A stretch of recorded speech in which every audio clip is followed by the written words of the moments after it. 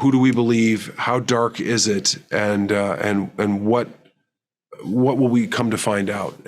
So it's done in a tremendously creative way, as we've come to expect from Fargo.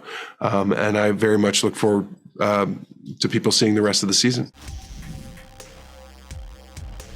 Hi, John. How are you? I'm well, thank you. How are you? I love your background. Thank you. I loved your show, or what I have gotten to see so far. I imagine that any actor with a funny bone in their body would want to be in Fargo. But what drew you specifically to Minnesota? Well, I mean, I was obviously, I don't know if it's obvious, but it's obvious to me. I was such a fan of the show from the snap. I remember thinking, who has the balls to adapt this beloved movie into something, and what are they going to do? And then when I saw what they did, I was so tremendously impressed.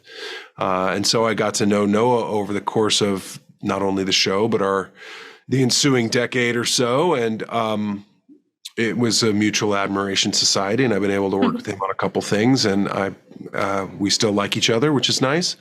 And so when he offered the chance to work on this, I knew it would be something special, and I trusted him, and I'm glad I did. When working with Noah, who is clearly a genius, is it like a back and forth when discussing like Roy and who he is, or do you really just dive into his vision head first? I think it's a little bit of both. I think I love talking to Noah because he's a smart guy, and he's got a lot of insight on a lot of angles on character and storytelling and everything else. And so that's fun to do, to talk to somebody like that. But when it comes to the specifics and the ins and outs, that's not my job. I'm very happy to leave that up to somebody where the proof is in the pudding. And his pudding is very proofed at this point. Yeah, so very tasty. Indeed.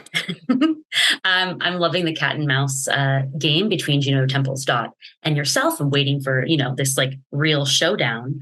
But what can you say about their dynamic and why her escaping him is so crucial to his worldview? He has to make that stop. It's an interesting way that they tell this story, because I haven't seen this in I don't think ever especially in a season of television where the two main characters spend the majority of the season not interacting with one another. They're sort of on parallel tracks until, of course, they aren't, and they come smashing together.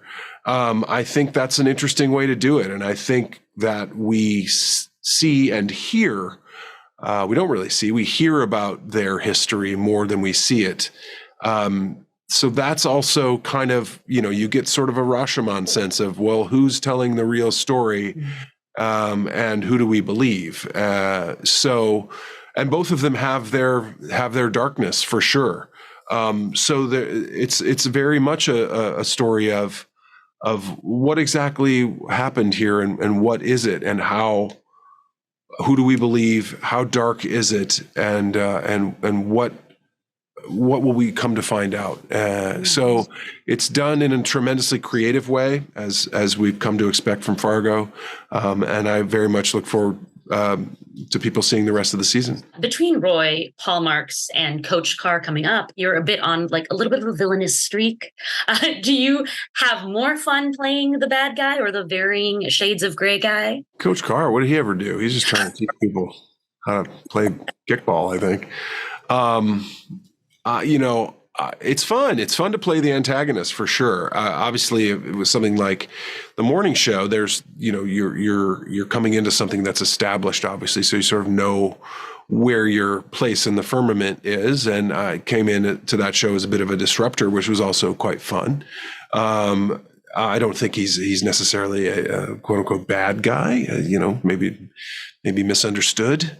But Roy is a pretty bad guy, for sure. So it is very fun to play those, especially when they're written as well as they are in this particular show, and of course in the morning show as well. So when you get to work with people at such a high level, whether it's Jennifer Aniston or Jennifer Jason Leigh for that matter, it's very fun. It's fun to come to work when those are your scene partners, and I had a blast working on both of those shows, actually. Oh, that's wonderful. And then it is Screen Rant's 20th anniversary. And Incredible. I have been Happy asked. birthday. You're almost old enough to vote. Oh, wait, drink. Serve in the Army. I don't know, one of them. I plan to do all those things. Thank you. Finally, last but not least, speaking of villains, many moons ago, there was conversation about you being Mr. Sinister, and X-Men Comics even put you in a comic. You cameoed for a page. Now that X-Men are finally in the MCU, are we any closer to seeing you on that screen? I don't know. Those decisions get made at such a high level at this point, definitely above my pay grade. I would love to. I've been a fan of Marvel Comics and comics in general since I was probably single digits. So I think there's tons of stories that I'm familiar with, at least, that are still out there to be told. So hopefully, whatever their plans are, they include me. But if not, I know that they have a pretty deep bench of folks that are ready to be a part of those stories. So there's certainly a lot of stories in the X-Men world to be told. Fantastic Four as well. Doctor Doom. There's so many great things out there. But I hope I get a chance. Who knows? I'm rooting for you to be the first string. Thank you so much. Thank you. I cannot wait for the final episodes of this season. You're gonna like You're amazing. them. Thank you. Have a great day.